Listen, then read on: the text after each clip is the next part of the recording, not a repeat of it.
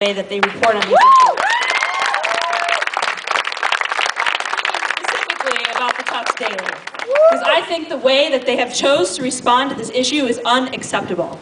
And I think that particularly Will Ehrenfeld's column, Stuff Tufts People Like, is despicable. And I think that if the decision of the Tufts Daily to publish something like this that dismisses a hate act as something along the lines of minorities thirsting for victimhood is completely irresponsible and breeds an environment that allows stuff like this to continue to happen. And then I think that when students stand up and refuse to be silent and respond to Will Ehrenfeld's column in the Daily as Sarah and I did with a op-ed, and our words are changed, that's also unacceptable. Nothing about this incident is alleged. I did not ever use the word allegedly because I know what happened. What happened was a hate crime, and saying anything else to me is unacceptable.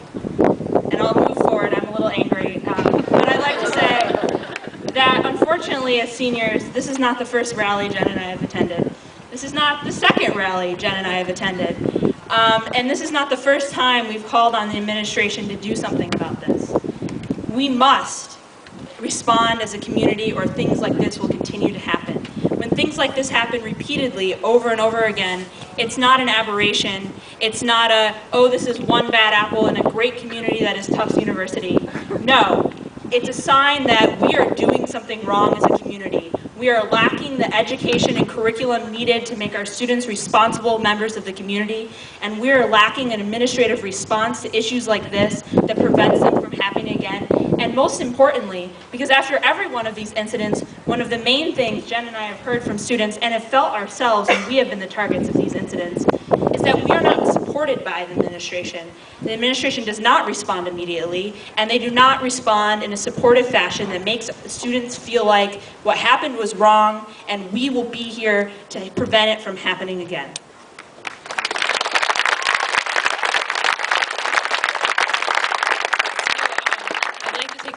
Back to December 2007, which was really a turning point in my Tufts career, because December 2007, a fellow Jumbo published an article in one of our student publications that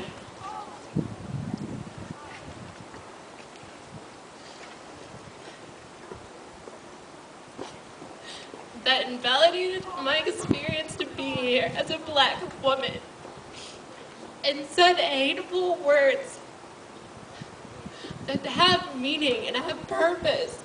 And for some of us, I think, it's arrogant and ignorant to assume that none of us have had to deal with racism before, and that Tufts is a protective bubble, because for some of us, we've been dealing with comments like this since we were 5 years old on the playground, told that we were not worth anything.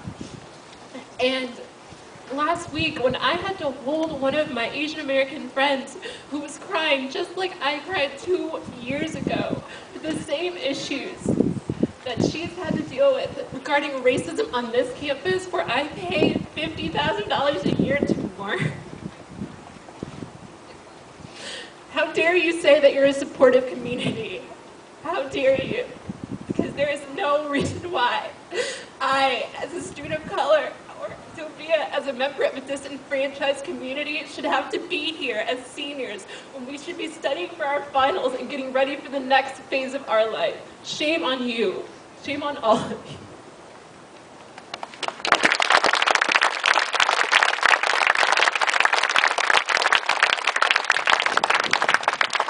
We are here to say, as students from various different backgrounds, that we cannot be proud of Tufts until every single one of us, regardless of sexual orientation, gender identity and expression, race, ethnicity, national origin, ability, gender, that we feel safe and welcome. We cannot be proud of Tufts until the administration makes that environment possible.